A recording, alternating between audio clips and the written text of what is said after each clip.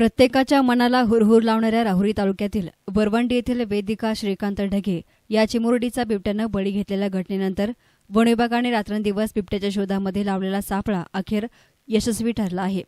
महात्मा फुले कृषी विद्यापीठामधील cement station हद्दीमध्ये लावलेल्या पिंजऱ्यात 2.5 वर्ष वय असलेली मादी बिबट बक्षाच्या शोधामध्ये पिंजऱ्यात अडकल्यानंतर ग्रामस्थांनी सुटकेचा निश्वास सोडला.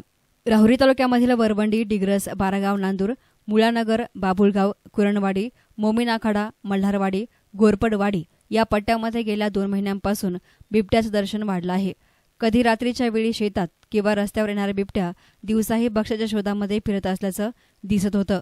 अखेरीस बिबट्याने 23 मे रोजी घात करत आपली भूक भागवण्यासाठी सकाळी 8 वाजताच आपल्या आईवडिलांसमवेत भुईमुगाचा पाळा घेऊन घराकडे निघालेल्या चिमुरडीला गिन्नी गवतामध्ये ओढलं.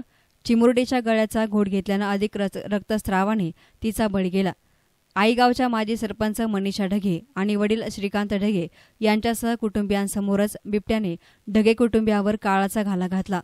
4 वर्षीय वेदिकाच्या मृत्यूने केवळ वरवंडी गावातच नव्हे तर संपूर्ण जिल्ह्यामध्ये हळहळ व्यक्त झाली. मानवी वस्त्यांकडे आगेकूच करत हल्ला करणारा बिबट्या पुन्हा मानवी हल्ला करण्याची शक्यता पाहता वन विभागानं बिबट्याला पकडण्यासाठी व्यूहरचना आखली होती. ड्रोन कॅमेरामार्फत बिबट्याचं वास्तव्य आणि शिकारीचा मार्ग पाहता घटनास्थळालगतच 4 ठिकाणी पिंजरे लावले होते. 2 पिंजऱ्यामध्ये शेळ्या तर 2 पिंजऱ्यामध्ये कोंबड्या ठेवण्यात आल्या होत्या. रविवारी दिनांक 26 मे रोजी सकाळीच बिबट्या बक्षाच्या शोधामध्ये निघाला असतानाच तो शेळी ठेवलेल्या पिंजऱ्यामध्ये अलगद अडकला.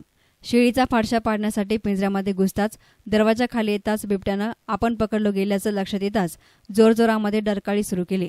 याप्रसंगी वन विभागाचे वनक्षेत्रपाल युवराज पाचारणे, वनरक्षक पवन निकम, संतोष जाधव, जी.टी. मोरे, पोपट शिंदे, विलास तमनर, महादेव शेळके आदींचे पथक परिसरामध्ये तैनात होते.